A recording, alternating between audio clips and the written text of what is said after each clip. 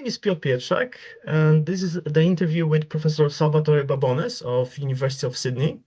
Good afternoon to you, sir. Good to talk to you. Thank you. You work on China, India, and Southeast Asia. Basically needs no introduction. You exhibit the rare talent for describing the complex interdependence of the era of globalization with considerable ease. And you infuse your research with a robust emphasis on statistics and macroeconomy. Everyone who studies basically the geopolitics of BRICS quotes your work extensively. I do.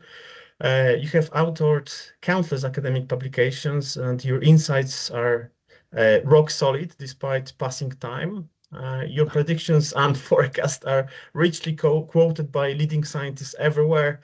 Foreign Affairs magazine has published some of your most influential works. I would like to ask you a couple of questions today on behalf of Institute Nascendi think tank. We are glad to have you here.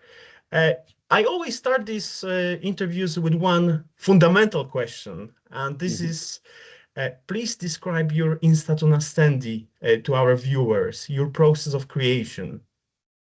So first, thank you for all your kind words. They're far too generous, as anyone who looks at my actual record will find out, but I do appreciate it.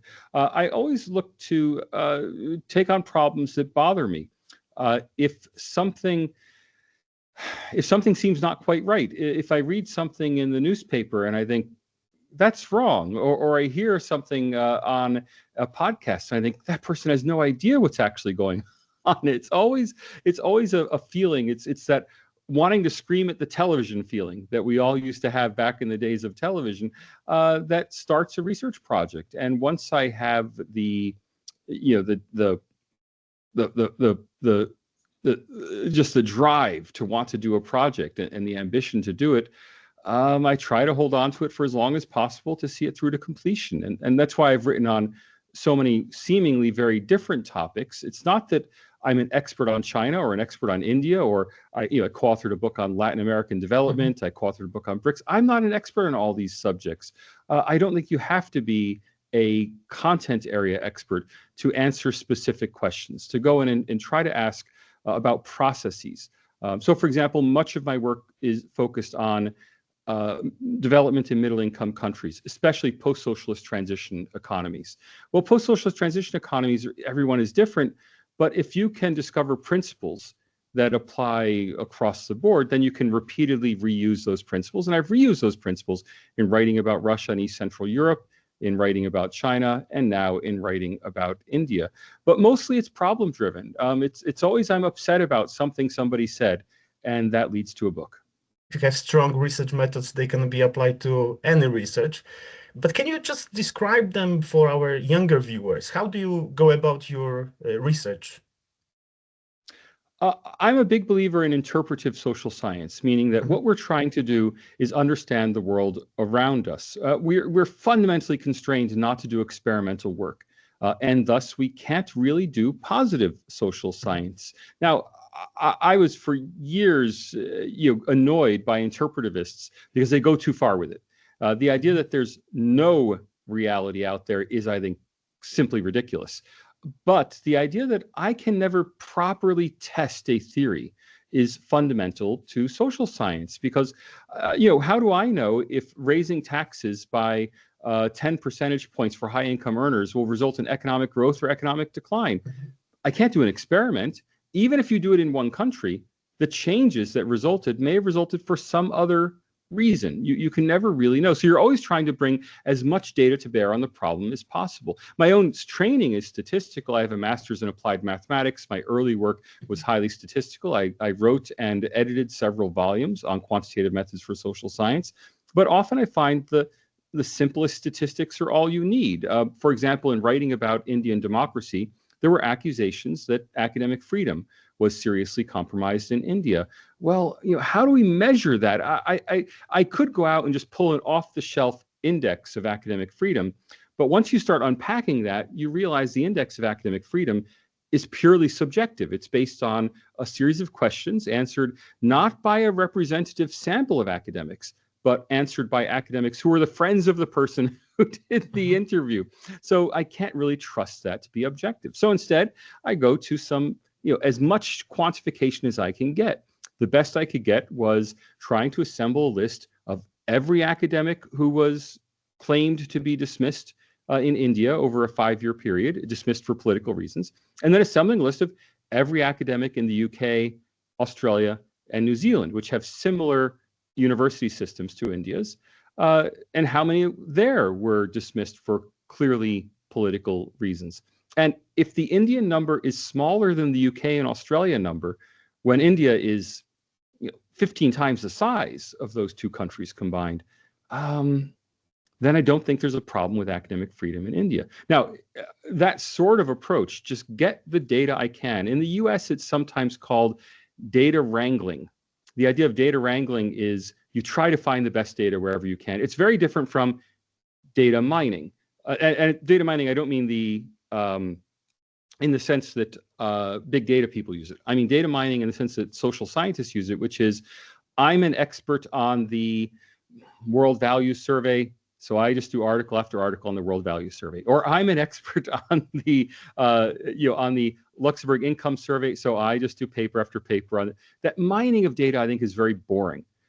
But it does mean that in the areas I've gone into, in this most recent work on Indian democracy, a previous work on Australian university reform, previous work on China and China and U.S.-China relations, all of these used a collection of different data sources of differing qualities. Sometimes data is a newspaper article. Sometimes data is an event. When you can get it, sometimes data is survey data, or sometimes you have actual, hard measured statistics about a country. You have to build the best picture you can with the data you have. I'll just give one more example because I think it's so valuable for young researchers if they think about what does an interpretive approach to social science mean. Almost all interpretivists are pure qualitative analysts. I want to interpret, so I go do interviews. I never do interviews because I don't think you can get anything truly representative out of an interview. So instead, I wanted to know, do Muslims face discrimination in India? Well, we have a national sample survey from Pew Research Center. That's a start, right? We have good, solid survey data where people answer a question, do Muslims face discrimination in India? And we know if the person's Muslim. And we have similar data for Hindus, for Sikhs, for Jains in India, and Christians. And we have similar data for African Americans and Hispanic Americans on the same question done from the same survey research organization. Well, I can see that Muslims in India report about 24%, I think, report that Muslims face discrimination. And that's less than what African Americans report in the US. 80% of African Americans say that African Americans report discrimination. Now, I could just end it there. I could say, clearly Muslims don't face discrimination because same question, two different countries, same research organization, same methodology, Muslims report very little. Yeah, but maybe Muslims in India feel uncomfortable answering that kind of question. In fact, all groups in India report low levels of discrimination. Do I really believe that? So we take that, that's one data point. That's a nice, hard, survey-based, pure sample survey, random sample, great data point. And then we ask, how many Muslims leave India every year seeking asylum abroad? Because if Muslims face serious discrimination, we have Hindus from Bangladesh fleeing to India. If there were serious discrimination against Muslims, I'd expect to see Muslims in India fleeing to Bangladesh. But there are no reports. I can't find a single report. Okay, that's another data point there. Okay, and then I ask, well, is there a record of violence against Muslims? I go to the U.S. Commission on International Religious Freedom, get their database of religious violence. There are reports, they're assembled, but there are very few reports. In a country of 1.4 billion, if you get 5 or 10 reports of religiously motivated violence, it's a drop in the ocean. Okay, that's another data point. And you see what I'm trying to say? We're trying to assemble a picture to try to know better what is actually going on in that community. Now, of course, I could go ask an Indian Muslim, and some Indian Muslims have told me Muslim Indians face terrible discrimination. It's awful. And some have told me, no, there's no problem at all. India's wonderful. So that tells me nothing if I actually did the interviews. What I'm trying to do is build a data picture of the situation, get what the military people call situational awareness by getting data from every possible source. And that's what I do in all of my recent work. It's not a formal research method as such. It limits you to book publishing because it's generally hard to get a journal article published using that kind of idiosyncratic catch-can data. But if every single data point I'm able to get shows low levels of discrimination, why would I question that? Just because an NGO tells me how awful discrimination against Muslims are. I need to have some verification. I guess that Muslims face discrimination in other places in the world, like Europe, America as well. Oh, yeah, there are more data points than what I said. I use data points from Germany to compare India and Germany. I use statements of political leaders. What has Narendra Modi said? What has Angela Merkel said in the past? I try to come at this problem from 5, 6, 7 different angles, not just relying on one source of data, which might be questionable. Of course, comparative method is in general very basically suspicious when you use it in the wrong way. For instance, these democracy indexes, they suggest that Pakistani democracy is much stronger than Indian, and well, if you compare the actual data which those surveys use, you can be basically skeptical about it. I'm not aware of any that rate Pakistan better than India. They do rate some rate Pakistan similarly to India, which of course is frankly ridiculous when Pakistan is run behind the scenes by a military dictator. But the important thing to do with international data is to drill down into the methodology. You can't simply take the data as presented and reify the number. Sure. If I did that, I would say, oh, discrimination against Muslims is tiny in India. Here's the number. It's actually no worse than discrimination against Hindus because both of them report similar levels. And well, yeah, I could be lazy and just give that number. No, I want to verify it. I want to get as many sources as possible around it. And that's fundamentally not just a comparative method, but that's a broad interpretive approach that is, in the interpretive approach as I see it, we want to attack the problem from as many perspectives as possible. Read all the sources possible. Of course, if I read Al Jazeera, I'm counting on Al Jazeera to present the most pro-Muslim narrative possible. If instead I read Swaraja, which is a Hindu fundamentalist magazine in India, I expect it to be presented from the most Hindu perspective. We're not just compiling these numbers, but if even the accusations from Al Jazeera, once I go beyond the headline and look at the numbers, is not very firm, well, then I start to again be confident in my overall conclusion. And I have to say, I only bring up the situation of Muslims because it's so counterintuitive. We've heard repeatedly, many people would naturally believe that Muslim minority, about 14% of Indians are Muslim, in a Hindu majority society would face serious discrimination. So it sounds like an obvious, yeah, it's probably true. And it is probably true. There are lots of incidents of discrimination. The question is not, is there discrimination? The question is, how bad is it compared to what we consider normal in Europe and in the United States? And if it's within the bounds of what we consider normal in a Western democracy, well, it's something for reform. It's something people should be working on, but it doesn't prevent the country being democratic. Thank you much for that. And could you tell me about China? Because, well, basically, I'm attracted to your research because of your research on China. And China's economic growth has been unprecedented for the last 3-4 decades. Yeah. It suffered a massive blow during the pandemic, but still it has recovered quite well from pandemic. And the recent statistics of World Bank suggest that China's GDP has grown by 5% in last year. Macroeconomists are very optimistic about China's growth in the next decade or so. You were not very skeptical. You were very skeptical some 10 years ago. China has proven you a little bit wrong, but still, Oh, the I don't think so. well, you suggest that the double digits GDP growth will not be sustainable, which is fair. I wonder because for people who basically who are worried about China's imperialist ambitions, they worry that the moment China stops growing, China will go into war. And the idea of China staying peaceful is a very optimistic one. What's your view about that?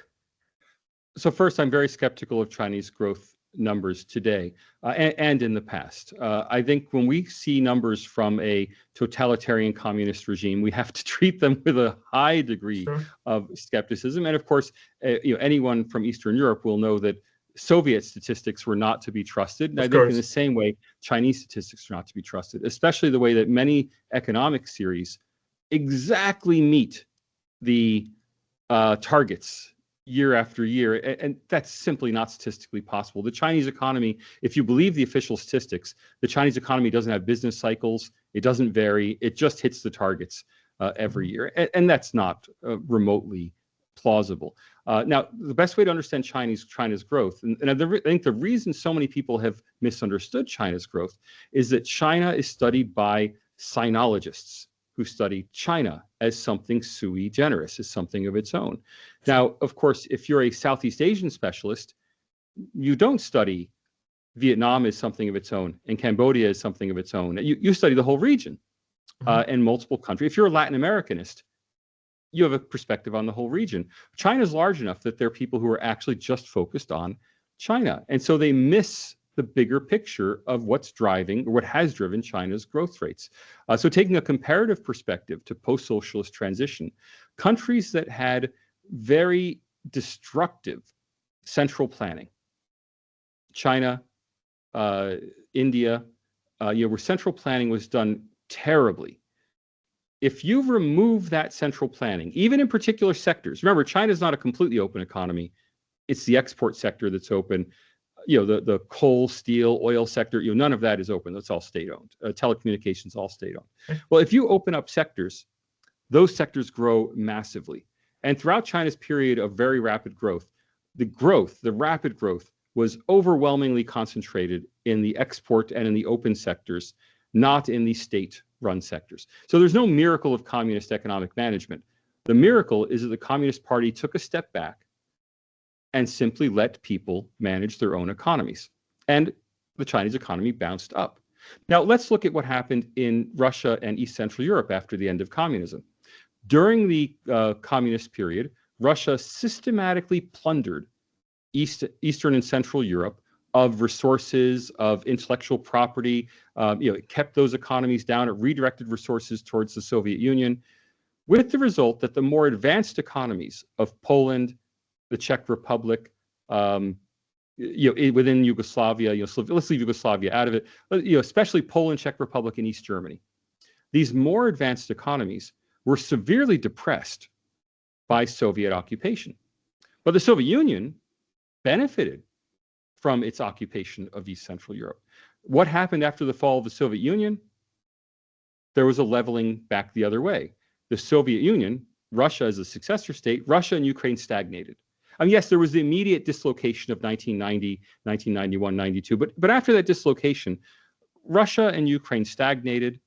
The 5 Central Asian republics, most of them, Kazakhstan was rescued by oil, but the other 4 declined precipitously without the Soviet subsidies that had been going on previously. But what happened in East Central Europe? The advanced Western economies of East Central Europe, Poland, East Germany, Czech Republic, grew incredibly. Now, East Germany is a special case, assistance from West Germany. Let's leave the East Germans out. But the Poland and the Czech Republic have very rapidly grown. Now, did Poland and the Czech Republic rapidly grow because their economic managers were incredible managers? No. They grew because they were reasonably developed countries in 1939. They were repressed for 45 years, 42 years. When that repression was lifted, they returned back to their position vis-a-vis Germany, that is, Poland and Czech Republic, would have been viewed in 1935 as a slightly lower income Eastern periphery compared to the German economy, not far behind. Whatever, 20%, 30%, I don't know the numbers off the top of my head. So they've now bounced back. So viewing China the same way, China's economy bounced back from the opium wars, the civil war of the 1860s, 1870s, the Boxer Rebellion, foreign occupation, Japanese occupation, World War II, Civil War again, the Great Leap Forward under Mao, the Cultural Revolution under Mao. Yeah, all of that kept the Chinese economy down. Lift those pressures. And remember, even under conflict conditions in the 1930s, places like Shanghai was an emerging global manufacturing and export hub in the 1930s. Of course, push that economy down under communism for 40 years, it stays down. Remove the lid, it all grew back. But where is it growing back to? And the question is, what level of governance does China have? And this is not my own theory. This is applying endogenous growth theory, which is the standard theory of economic growth in the development economics profession. Applying endogenous growth theory to China. Endogenous growth theory is always applied to large panels, Africa and Latin America, but sinologists don't use it. They're probably not even aware it exists. But if you apply the principles of endogenous growth theory, which is that a country grows up to the level of its institutions. If a country has the institutions of a $10,000 GDP country, but its actual GDP is 2,000, it'll rise rapidly until it reaches that equilibrium. It's all growth is motion towards equilibrium in the endogenous growth theory view. Well, China was growing, but what kind of institutions does China have? Are they markedly better than Mexico's or Brazil's? I think they're pretty similar to those of other high state interventionist middle income country economies. And so China has converged to that point. Now, I frankly don't believe that China is growing at 5% per year. Now, again, there's this reification of statistics. People say, well, it's not just China saying it, it's the World Bank. Where does the World Bank get its data? From China. Right? It's not China saying it's the international. Well, for sure, some data comes from China, but I guess that World Bank has, some economists who can, just like you, verify this data. No, so that's not, I mean, there's some light verification that's done at the World Bank of any kind of an anomaly data, but China is a very large and influential World Bank member. I believe it now has the second highest voting rights after the US. Chinese data are not questioned at these international organizations. The Chinese data are the data. I mean, anyone who doubts that can just look at the World Health Organization and the data on coronavirus. China's data was simply reported as the data. Everyone knew it was false. For sure. And it's the same with economic data, because how do you know? Now, there have been a few Western studies done using what are called instrumental variables, things like nighttime lights, international trade, things that can't be easily misreported by the Chinese government. And they show that China has a much lower level of GDP than is claimed and has slower growth rates than is claimed. That typically it's averaged 2 to 3% lower growth than claimed. Now, then there's the qualitative evidence out of China. If an economy is growing at 5% a year, that's pretty rapid growth. On top of that, China's working age population is now falling. Now, we have lots of evidence that new graduates in China are struggling to find jobs, that it's very difficult for new graduates to find employment in China. Well, think about Poland. If Poland is experiencing 5% economic growth and demographic decline, which I don't know what Poland's growth is this year, but that's been historically the case. It's been decent. It's been decent for the last couple of years. Yeah, it's very easy to find a job, right? Surely, and it's much easier to find a job than 10, 15 years ago. So yes, there is a point. And I wonder, because when you talk about China, and you want to compare Southeast Asia countries with themselves, if you compare China, India, and Japan, China is still doing considerably better than those two.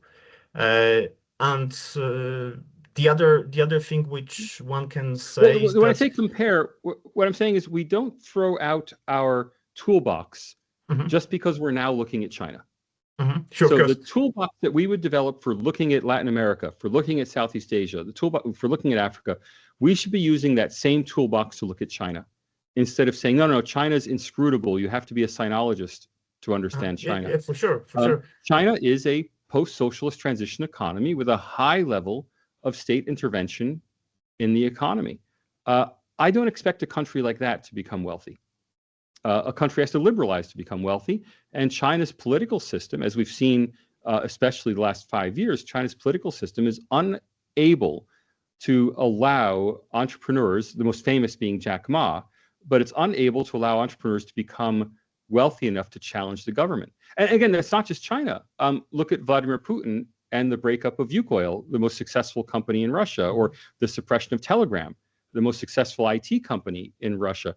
Why? Because Vladimir Putin, as an authoritarian dictator, cannot allow people who are in a position to start challenging his authority. Well, Xi Jinping's in the same situation. So when you're repressing the innovative people in society, again, now these are not, no one, I mean, no one criticism I would make against China is definitive. You could say, no, no, no, Salvatore, we don't trust those nighttime light studies. No, Salvatore, we don't trust these labor market reports. No, Salvatore, we don't trust the logic around entrepreneurship and freedom. That's that's one view of looking at the. I mean, any one of these, you can say, yeah, but we believe China's numbers. I just think to me, a wide variety of statistics and observations line up to suggest that China probably stopped growing around the year 2000 and has been tooling along ever since at a low level of growth that's typical of the middle income world. That is, if you say China's growing 5%, I have to ask you, why only China? Of all the countries, is China better governed than Brazil, Mexico, Turkey, South Africa, all these other middle income countries? Is China efficiently allocating resources? Now, yes, you can go look at the high-speed rail network and you can say, oh, that's incredible. Look at all this high technology. But that's not the question for economic growth. The Soviet Union went to space. It's not just about the showpiece of technology. It's about are resources being applied efficiently to the production of goods that meet human needs? I'm just very skeptical about China. I guess that you are very skeptical about One Road, One Everything. Belt initiative as well. So this is something which Well, don't get I've me noticed started in on your the Belt and research. Road Initiative lines. I call it mapism.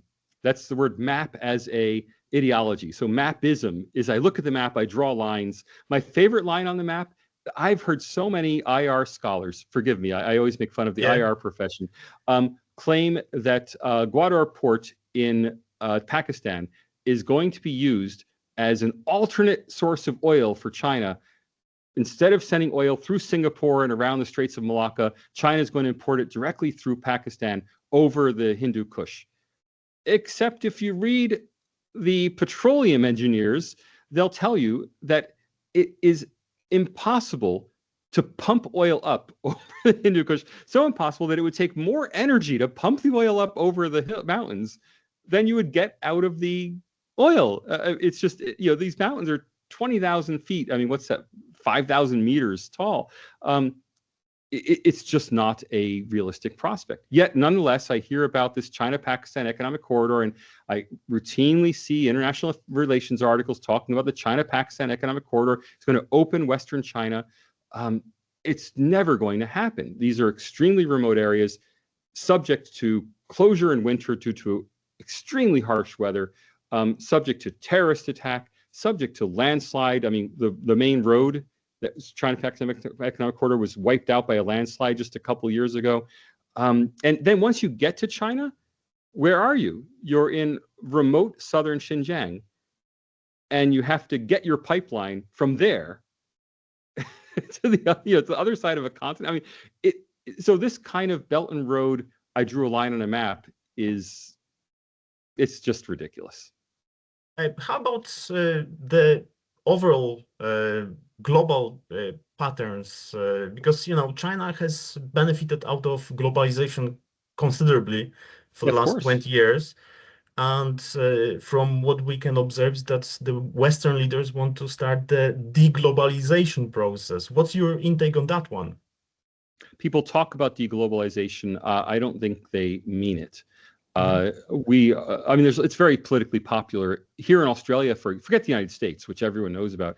Yeah. Here in Australia, there's a narrative endorsed by both political parties that they are going to bring manufacturing back to Australia, heavy manufacturing, and it's just, I mean, it's never going to happen. But it's politically popular, and so they make claims about this.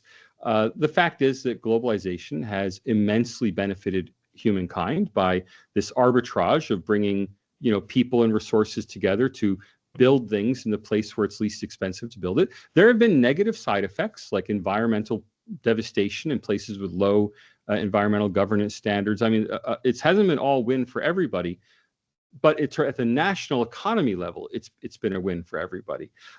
And global production networks are now incredibly robust. So if there's a motion to like pull manufacturing out of China, yeah, it's not going to the US or the UK. It's going to Vietnam or to Bangladesh, or to, I mean, it's going somewhere else, diversifying the production network, but it's not deglobalizing. Now, what has happened is a stall in globalization. I always tell people that the world became globalized at the 2008-2010 global financial crisis. And that, to some extent, can be seen as I mean, the immediate cause of that crisis was U.S. Mortgage lending. But the crisis can be seen as a crisis of globalization in that the world was globalizing, and then it remained global. Okay. That was the point at which the proportion of global trade in global GDP maxed out. And it maxed out because from 2010, it's been pretty easy to make anything anywhere in the world. So there's no So way back. Even Trump cannot reverse that. I don't think Trump can reverse it, but my point is it's not deglobalization that it's not Mhm. going further forward. That is, we've simply reached max globalization. There's nowhere further forward to go. Everything has already been being made wherever the low cost provider is. So, there's no further benefit, no major further benefit to be achieved. Could Trump reverse specific aspects of specific industries? Of course, subsidies will always do that, but subsidies are temporary. As long as Trump subsidizes microchips, chip production will move back to the U.S. to get the subsidy. If the subsidy ends, it'll go wherever it's cheapest and easiest to make it. And what's more, it's a big. I think it's a mistake on the part of the Trump administration, but it's a typical mistake that's made by everyone who doesn't think too much about the economy. Anyone who sees the visible economy without thinking about the rest of the economy, to focus on industries that were yesterday's leaders. Microelectronics, it's still super technologically advanced. But chip fabs are not the current big thing. AI is the current big thing. And Mhm. where is the AI centered? In the United States. Yeah. And there's no coincidence that the US, being a very open economy, is always moving towards the highest profit margin activities and letting things go that even if they're incredibly technologically sophisticated, like chip manufacture, they're just not as profitable. And so Americans do the profitable things and let Taiwanese do the routinized things. Sure. How about the recent events, the forthcoming Trump-Putin Alaska Summit concerning the war in Ukraine? From your perspective, should the war end, for instance, tomorrow, what would be benefits for the global economy? The Ukraine war is a horrible human tragedy. and a terrible injustice perpetrated upon the world by Russia and Vladimir Putin. But it's a economic sideshow. It hardly matters for global trade, global growth, global investment. It's just not important. The only real way it affects things is that there's some tiny nervousness about nuclear war, right? The ultimate end of everything. But beyond that, yes, I know Ukraine exported grain to Africa, and there's some African countries that were scrambling to get supplies of. I mean, yes, I'm aware that at an individual human level, there were difficulties, but the supply of grain to Africa is a tiny, tiny footnote in the global economy. It's simply not an important part of global economic production. Even Russia is not really a very important portion of the global economy. No, so the war, whether it ends or, I mean, ending the war would hopefully restore some sense of security to people in a vague, we feel better about it sense. Hopefully, it would result in the saving of lives in Ukraine and Russia. I mean, that's what we should all be hoping for. But economically, no, the global economy doesn't even know that the Ukraine war has happened. Look, the global economy hardly noticed coronavirus. And that should be incredible to people, that 100 countries closed down their borders, limited flights, there were runs on goods, all this. And the global economy, well, maybe it lost 1 percentage point of GDP growth. Now, that's an enormous amount of money. I don't ever want to lose 1% of GDP growth. But if we talk in a structural sense, did that change? Did that change much about how we live just 4 years later? So how do you explain the skyrocketing inflation with the, in Europe, in United States, and across Again, it's mostly Africa? under control. There was temporary high inflation. Again, I don't want to minimize the effect of coronavirus. I want to say that even something so enormous as coronavirus did not fundamentally change how we would live our normal lives just 3-4 years later, versus, say, World War II. We have economic data that the return to trend from World War II generally occurred around 1980 to 1990. So it took 40 years for the full effects of World War II on the world economy to play out, and for countries to return to normal. Well, that was World War II. If we look instead at even something as major as coronavirus, it's just not that big. Now, again, for individuals, it's big. In terms of sheer dollars, yes, it's an enormous cost. But I want people to ask themselves, do you think you fundamentally live differently today? Are you fundamentally poorer today? Or, if I look around, my apartment's very similar, my furniture is similar, my electricity use is similar, my income is similar, my clothes are similar. Like, structurally speaking, nothing was affected about the way I live. Yes, I've had some lost wages due to inflation and my salary not keeping up with inflation. I really dislike that.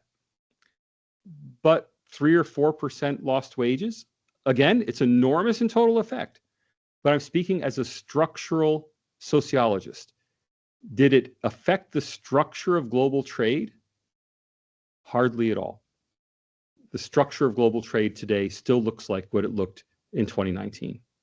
I guess in Europe, we tried to find the alternatives to Russian oil and Russian gas. So maybe the inflation has grown considerably more than in Australia, for instance. But speaking of India, well, for what's instance, the number? I was just asked, look, Germany's largest economy in Europe. Well, Germany is a little bit rate? far from Ukraine, but if you check the inflation figures from Hungary, from Poland, from Slovakia, from maybe Bulgaria as well, they are much higher than before 2022. This is one thing. I just wonder, because what are we looking at? countries. We're looking at 4 to 5% inflation. And well, right in now Hungary, in Hungary, I guess it would be in double digits inflation rate, which would be affecting the. Uh, of course, if you check the official statistic wouldn't show you Was that. 4.4%. Well, I mean, if you don't trust the official, so the inflation rate is our best attempt to measure how prices are changing. The official inflation rate in Hungary is 4.4%. I trust Eurostat on that. Mhm. Now, I wouldn't necessarily believe it if it were coming from China, right, where there's not an but Eurostat is not a whatever charges people may level at Eurostat. It's not a corrupt Well, we are still communist skeptical about dictatorship. their data. We are still No, skeptical because you usually double it twice, basically, yeah, well, but to just to. that's just not true, right? I mean, we notice the inflation in things we buy every day. The things that go up, we notice. The things that go Mhm, down, we don't notice that they went down. Of mhm, course, there's always substitution of goods. So if something goes up, if the cost of mhm. butter triples, well, yeah, I won't use butter. Instead, I'll use margarine and I'll make a substitution. I mean, so look, the measurement of inflation is a very technical field. It's very difficult to do. It's not my area. I'm a sociologist, Mhm. not an economist, and I'm not an economic statistician. But is the true inflation in Hungary 6%, not 4.4? Well, maybe I could be convinced. Is it 18%? No, I'm sorry. If Eurostat records 4.4, Hungary is not experiencing 18% inflation across the entire economy, no matter how any one person may Mhm. feel about it or feel about their particular point of view. But in the larger message I'm trying to get across is that even enormous economic shocks don't change the fundamental structure of the world economy. You're still getting your network apps from the United States, as you're still using Facebook and Twitter, and you're still getting your chips from Taiwan. You're still getting your finished iPhone from China or India. You're still getting. I mean, the structure of global trade is incredibly robust, and Mhm. it's not even thrown off by something as extreme as the coronavirus pandemic. Um, it's not going to be thrown off by something as small as a Russia-Ukraine war, except in Russia and Ukraine, which of course suffer, and Ukraine especially suffers horribly. I guess 35% But of Ukraine's GDP goes towards the war effort, but that's different thing which we could discuss on different occasion. Professor Babones, I wonder because your recent research relates to India, and yeah, India in absolutely. particular benefited There's the out book. of the exactly where I strongly recommend everyone to read this book. Your recent research relates to India, and India in particular benefited out of the cheaper Russian Yeah. oil. What's your intake on that? What's your position on Western sanctions affecting only um, Russia to a certain extent? My understanding is that India is in full compliance with international sanctions regimes, which means that it buys Russian oil cheap because Russia is prohibited from officially selling oil above a Mhm. certain price. And so India is taking advantage of that, as any other country in Yeah. principle could take advantage of that. International sanctions do not require an embargo on Russian oil. They require that Russian oil cannot be sold above a certain price. So from the Indian standpoint, Indians feel they're complying with international sanctions. What's all the fuss about? Uh, Now, when people raise it as a moral issue, well, how could you buy from Russia? Indians say they have no conflict with Russia. That while there may be a Russia-Ukraine war, and you may feel terrible for Ukrainians, um, it's, so to speak, not their problem. And in the same way, obviously there's a war going on in the Middle East between Israel and Hamas. Uh, Many people feel you shouldn't buy Israeli goods as a result, but Mhm. there's no Western embargo on Israel. That is, despite the fact that people may be suffering in Gaza, um, Israel's not sanctioned, and we purchase Israeli goods, as I think we should. I'm not saying that we should sanction Israel. I'm saying that the Indian perspective on this is it's not their war, Mhm. and if Europeans who are much closer to the conflict are still willing to buy Russian gas. Indians say that, well, why should we feel bad buying Russian oil? Now, whether there should be more extensive sanctions on Russia, that's a strategy question for international relations scholars, and it's also a moral question for those who care deeply about the suffering in Ukraine. But Indians, from those, from the government's line and from the Indian media, which I read on a daily basis, their view is simply it's not our war; it's Europe's problem. The issue is India complying with sanctions? My understanding is that it is. And then the second issue is, should countries exert more pressure on Russia than the sanctions require? And Indians' answer to that is universally, as far as I can tell, they have nothing against Russia. So Europe and has now whether to grow they should up. have something against, if you feel they should have something against Russia, yeah, I know you may feel that way, but a lot of other people feel we should boycott Israel. Other people feel we should boycott the US. Other people feel we should boycott China because, of course, China is a terribly repressive regime. Other people feel we should boycott Saudi Arabia because of Saudi Arabia's extreme, monarchy. They're complying with sanctions. That's that's their viewpoint on it. So Europe has to grow out of the mindset that Europe's problems are the world's problem, and the world's problems are not Europe's problem. That would be the Indian mindset Perspective. on it. And I stress, I'm not taking a position on this. I'm just saying I understand the Indian position.